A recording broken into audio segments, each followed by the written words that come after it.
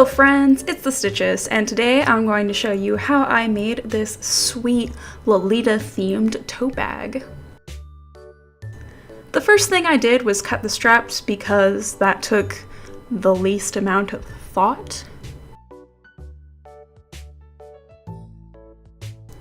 My main use for this bag is going to be transporting my old Gothic and Lolita Bibles around, so I stacked them up and measured them so I could see how big I needed to make my pieces.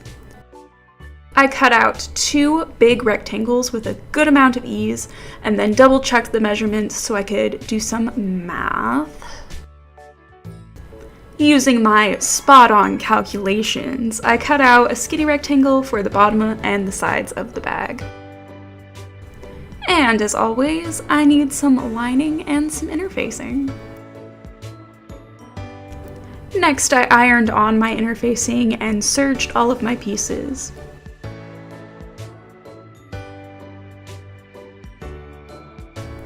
Now it's time for the best part, decorating your bag. I started by making some markings so I would know exactly where I wanted to tack my ribbons and lace. Then I made some loops for some lacing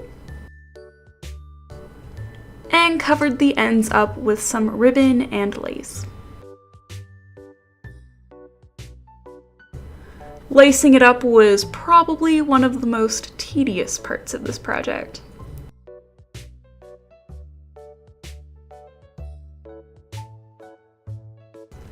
I also stitched on some lace that I gathered around the edges so I could get a cool little ruffled effect on the finished edges of the bag.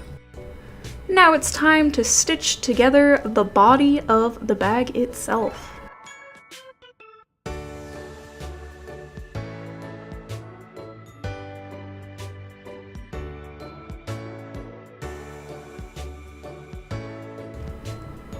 To make the straps, I just doubled over those strips of fabric that I cut out in the very beginning, turned it right side out, and did some top stitching.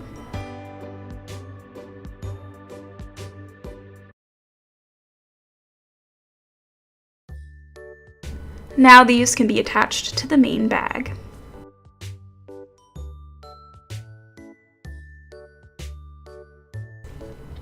This whole thing needs to be wrestled into the lining, which is made the same way as the bag body. And I stitched it together, leaving a space to turn it right side out. Finesse the bag right side out with the lining tucked inside. To finish, we'll just do a line of top stitching around the top of the bag.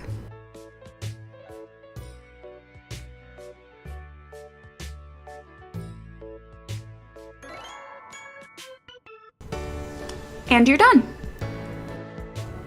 I really love how this bag turned out. It fits my old Mooks perfectly, but with enough stability that I'm not worried about it falling apart.